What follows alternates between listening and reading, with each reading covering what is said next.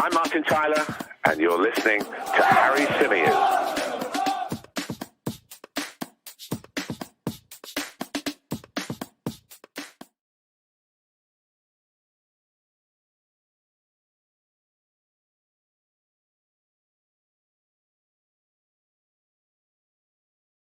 Here we are. Are we working now? Not on the correct microphone, I see.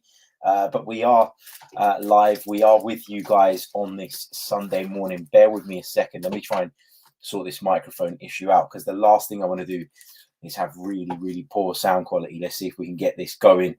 Should have done my checks before, shouldn't I? Terrible of me. How unprofessional. Hope you're all good anyway. Hope you're all well on this, of course, Sunday morning. Here in the UK, it is cold, it is wet, it is rainy, it is miserable. And the news coming out today is, of course, miserable as well. Bear with me a second, guys. I will fix this. Just trying to work out what exactly is going on at the moment, because it's not picking up my microphone for some reason. Hold on, could it be to do with that? Let's see if that makes a difference. 1 second. No, still nothing. Terrible of me. No, nothing. Okay, look, we're probably just going to have to make do with the sound quality. How about that? How's that? Is that better? I think that might be better. Oh, what a start to the day. Just kind of sums up where Arsenal are at the moment, doesn't it? It kind of sums up what is going on with the Gunners at this moment in time. Obviously, look, we're really happy with where Arsenal are. We're really happy with how the season's gone so far, but we always knew, didn't we, that something like this was just around the corner. Like an injury problem like this was just around the corner. And unfortunately, we've had that news over the past couple of days. We heard, first of all, that, of course, Gabriel Jesus had picked up some sort of injury. And we heard initially, actually, yesterday, that this was something that would probably see him ruled out for about a month. And I sat there and I thought, look, this is not ideal, because obviously you say a month in terms of his actual time on the sidelines and time in recovery, but then how long does it take him to get back to peak shape? How long does it take him to get back to peak condition? How long does it take him to get back to the point where he's playing with the game, I beg your pardon, with the level of intensity that has seen him be such a success at Arsenal so far?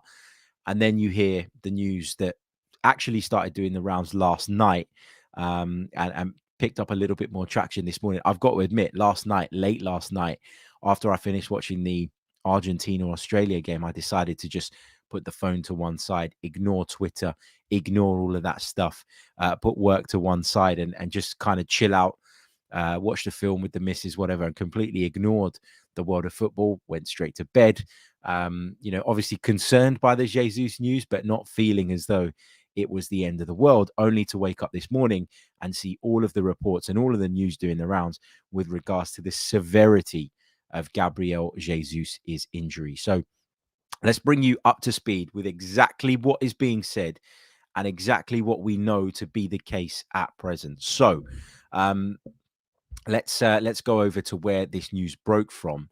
And the news was originally put across by a reporter over at Sport TV, a Brazilian outlet, who spoke about Gabriel Jesus. They spoke about the fact that, of course, I can't play the video for copyright reasons, but they, of course, confirmed or reported that Gabriel Jesus will be returning back to Arsenal, will be joining up with his club once again, so that the Arsenal medical staff can assess the severity of this issue, so that the Arsenal medical staff can draw their own conclusions around this, and that if indeed Gabriel Jesus needs surgery, he could be out. He could be sidelined for 3 months.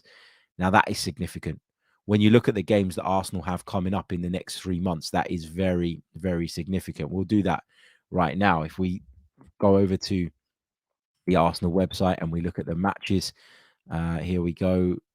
Put those friendlies aside. Obviously, you've got West Ham United, Brighton, but you play Newcastle, you play Spurs, Man United. We take on Manchester City in that period of time as well. There's some tricky away trips to Leicester and Villa. So there's so many games coming up, big games coming up, that this could potentially be a real big problem. And I can understand why Arsenal fans are feeling, really concerned by this and really worried by this, and why many feel that as though this could be what makes the difference essentially between us sustaining the title challenge that we've mounted thus far in the early weeks of the season, and not doing that, and potentially falling away. I've seen some people jumping to conclusions online suggesting things like, well, that's our top 4 hopes over as well. And that is just ridiculous at this stage. That is the doom and gloom merchants that have been hiding under a rock for 4 or 5 months have finally decided to resurface. Look, what's the alternative right now for Arsenal Football Club? The alternative at the moment is Eddie Nketiah, whether you like it or not. And I think at the back end of last season, Eddie Nketiah was impressive. I thought he proved a lot of people wrong. And I think what you've got to do is remember that at the times we've seen Eddie Nketiah starting as a centre forward this season, it's always been with the second string in a Europa League game, in a Carabao Cup game, where there's been wholesale changes around the rest of the lineup. And what that's done is that has, I think, given us a false reflection, I guess, of what Eddie Nketiah actually is. Because if you think back to the end of last season, as I say, when he played in the first team, he was much more effective. He was, somebody that a lot of us looked at and thought, oh, you know what? Actually, this guy's a decent player. Actually, this guy does have something to offer. And I think that played a massive part in Arsenal taking the decision to offer him the contract extension that they did, to, you can only assume, promising behind the scenes that he'd be playing a lot more football. And, here we are now having to probably turn to Eddie Nketiah and having to rely on what we'd seen in the past, what gave us the faith in him in the first place as a football club, to offer him that contract and hope that he can step up and hope that he can make an impact. Now, when it comes to goals, Gabriel Jesus has struggled of late. Okay, I'm not trying to downplay his part in the team. I'm not trying to downplay his importance or significance. I've said it throughout the duration of the season so far. He has been a transformative player for Mikel Arteta's side. He has added a dynamic to the attack that just wasn't there. He's helped us with the press. He's helped us with winning the ball high up the pitch. He's helped us with his experience as a born winner. This is someone who has been there, done it, has played at the very, very highest level. And we've now got him in our team, helping the youngsters, helping the likes of Martinelli, helping the likes of Bukayo Saka to deliver on a consistent basis. And so his significance and importance cannot be downplayed, and it shouldn't be. But it doesn't mean that Arsenal are going to completely derail now. Can Eddie Nketiah deliver some goals? When you think about the fact that Gabriel Jesus hasn't scored for months, there's no reason why Eddie Nketiah can't better his goal tally, at least in recent times. There's no reason why Eddie Nketiah can't put a shift in and work hard. Okay, he hasn't got, in my opinion, the football intelligence that Gabi Jesus has. He doesn't have the fear factor in terms of striking fear into the defenders that are having to deal with him. So, yeah, I understand that this is not ideal. But for those saying that this is Arsenal's season over and that Arsenal are going to, crash out of the top 4 now, that's really, really far-fetched in my opinion. We haven't seen anything to suggest that this is that bad, that dramatic. It has the potential to be a problem, of course, and Arsenal have to find the best way to deal with this. It's part of management. It's part of football. You can talk about the fact that Arsenal knew this was going to happen, or no, you don't know that this is going to happen, but knew that they were leaving themselves maybe a little bit short in that striking position. Actually, you can't have everything. You can't have 2 world-class players in every single position. There's only a handful of clubs that can manage that. We're not one of them. And in doing that, you could have gone out in the summer, for example, and spent 40, 50 million pounds on another striker who most of the time wasn't going to play, and then sacrificed actually strengthening in another position that maybe was seen as a bigger priority. I don't know. What does this mean for Arsenal in terms of the January transfer window, which is, of course, less than a month away now? Does this mean that Arsenal go out and bring in another striker? Does this mean that Mikel Arteta adds a centre forward to the top of his shopping list? I've got to be honest, I don't think it does. I don't think that this changes Arsenal's plans too much. I think Arsenal will be keen to get Jesus back, which obviously they're doing. They're making that happen. He's flying back by all accounts, today, this afternoon, to join up with the Arsenal side and the medical staff alongside Mikel Arteta will obviously assess where we're at. And any decisions taken will be made, of course, post having done those scans and having assessed exactly what needs to happen. If he needs surgery, then obviously that adds to the time that he'll be out. If he doesn't, then there's obviously the risk that this could reoccur and resurface. And so you've got to weigh it up as a medical professional and decide what the best thing to do is. And, you've got to trust in them to make the right decision there. But look, this is upsetting. This is frustrating. This is disappointing. This is a massive, massive hammer blow. And I am not sitting here trying to pull the wool over anybody's eyes in suggesting that Eddie Nketiah is the player that Gabriel Jesus is and that he can come in, play every single minute of every single game and have a similar impact. People aren't stupid. I'm not stupid. I've seen enough of Eddie Nketiah to know that he is not at that level. But the goals have been coming from elsewhere. And what we need from Eddie Nketiah is for him to do all the other things that Gabriel Jesus is doing more than anything else. We need him to press. We need him to be aggressive. We need him to be energetic. We need him to lead the line with the kind of heart on your sleeve sort of style that Gabriel Jesus does. And I'm actually sure that Eddie Nketiah can match. That just feels like an obvious thing to say, but I'm sure that Eddie Nketiah can actually score more than Gabriel Jesus has scored over the last few months. That's not because he's a better player. It's because Jesus has gone through a little bit of a difficult time in that sense. But let's see what happens. As I say, it's not been confirmed that Gabriel Jesus needs surgery just yet. So those reports that are doing the round, those stories that are being posted all over Twitter, they're a little bit premature at this stage. As I understand it, he returns to Arsenal today. The medical staff will assess where he's at. The scans will take place, and there will be a decision made on whether or not, I beg your pardon, Gabriel Jesus needs that surgery. If he does, he could be ruled out for up to 3 months. If he doesn't, then we could be looking at a month to 2 months, which is a little bit more like what we thought the case was going to be when we initially heard this news yesterday. So obviously concerning news to come out overnight, concerning news to wake up to, depending on where you are in the world. But it's not all doom and gloom yet. Let's hold fire. Let's see what this means. Let's see where we're at, and we'll take it from there. There's no point in sitting here and speculating too much. There's no point in driving yourself mad about the games that Gabby Jesus could miss in the event that he does require surgery, when we don't even know if he needs that surgery just yet. But it is a worry. It is a concern. It is something that just takes the shine off what's been a really positive start to the season for the Gunners, of course. But it is what it is. It's part of football. Here we are, and we got to deal with it. And we've got a squad now that contributes more goals, generally speaking. You've seen Odegaard and Xhaka chip in this season. You've seen Saka, Martinelli contribute as well. And what that means is that the reliance upon the centre forward to score all of the goals, the way it was during the Aubameyang days, for example, is no longer there.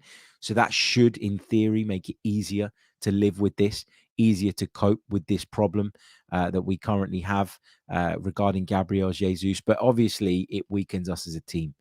And there's no getting away from that.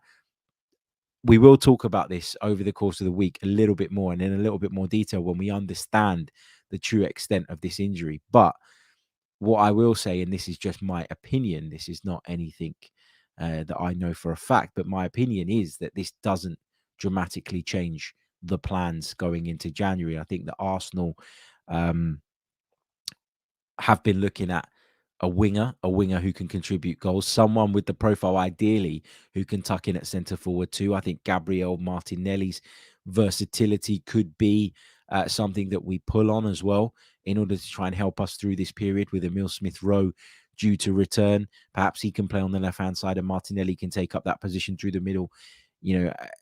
As you're not really thinking, I'm not thinking anyway, that Eddie Nketiah can play every single minute of every single game. So yeah, there's a lot to think about here. There's a lot to process, but let's try and keep calm. Let's try and remain composed. It is horrible news. It is sad news. It's not news that any of us wanted to hear. And I don't know about you guys, but when we went into the World Cup, the two players that I was most concerned about was Gabriel Jesus and was Thomas Partey. And so to lose one of them at this stage is obviously a kick in the balls, and it's something that we're just going to have to live with. But look, people are upset, people are frustrated, and I know that people react kind of knee-jerk, don't they, in situations like this? People saying, oh, well, we're not going to finish in the top 4 now. I mean, come on, that's a bit dramatic at this stage. Can we challenge for the Premier League title? Can we sustain that level of consistency that we've shown thus far for the remainder of the season without Gabriel Jesus for a period of time? I don't think we can. But that is why I've been very reluctant on every show I've been on every piece of work that I've done, to commit to Arsenal being serious title challengers, because we all knew that we were 1 or 2 injuries away. But you got to remember, at the start of the season, when Arsenal were assembling this squad, when Arsenal were building this group, when Mikel Arteta was setting out the blueprint for the season, that wasn't the aim. That wasn't the goal. The goal was to get into the Champions League. And it's a bonus that we find ourselves where we are now. We'd all love to build on it. We'd all love to double down on it and consolidate our position and continue pushing in the right direction. But if you search your heart of hearts, I think most of us feel and felt that this was something that was going to happen, if not to Jesus, but to someone else key. And we'd struggle to cope with that. Do we need reinforcements in January? Yeah, we do.